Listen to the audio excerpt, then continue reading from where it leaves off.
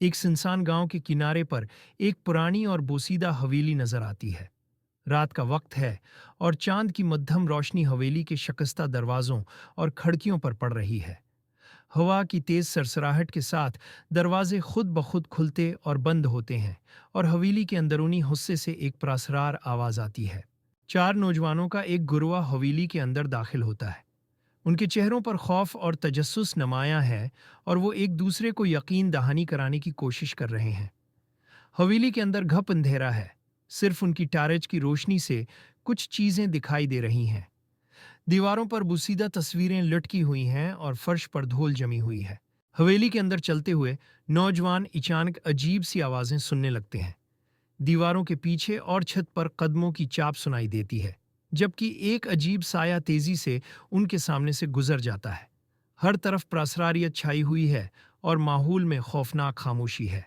एक पुराने और गर्द आलूद कमरे में एक बड़ा टूटा हुआ आईना लटका हुआ है। एक नौजवान जब इस आईने के सामने आता है तो अचानक उसमें एक खौफनाक चेहरा नजर आता है।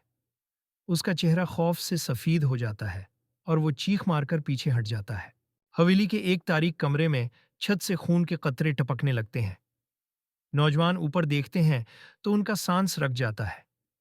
खून जमीन पर जमा हो रहा है और माहौल में खौफ की लहर दौड़ जाती है। हर एक नौजवान के चेहरे पर खौफ की वाज़ेह झलक है।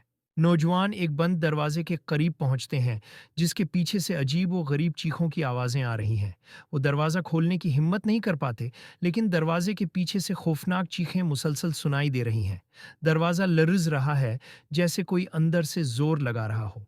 नौजवान एक बड़े हाल में पहुंचते हैं, जहां एक खौफनाक और बदरूहनुमा मखलूक इनके सामने नमूदार होती है। मखलूक का चेहरा बिगड़ा हुआ है और इसकी आंखों से सरख रोशनी निकल रही है। नौजवान खौफ से कांप रहे हैं और पीछे हटने की कोशिश करते हैं। नौजवान हवेली के एक खफिया कमरे में एक पुरानी किताब और कुछ हड्डियां दरियाफ्त करते हैं।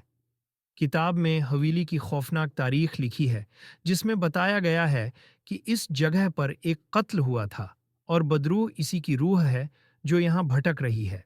नौजवान किताब से बदरूह को आज़ाद करने का तरीका जान जाते हैं। वो दुआ करते हैं और माफ़ी मांगते हैं।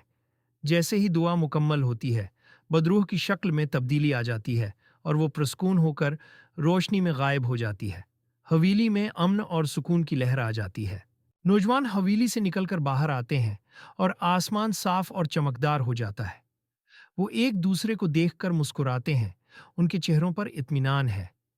वो ये सीखते हैं कि दुआ और नेक नीति से हर खौफ पर काबू पाया जा सकता है। ये कहानी हमें ये सिखाती है कि खौफ और बदी पर ईमान और दुआ से काबू पाया जा सकता है। हर अंधेरी रात के बाद रोशनी ज़रूर आती है और हमें हमेशा अच्छाई की तरफ रुजुआ करना चाहिए।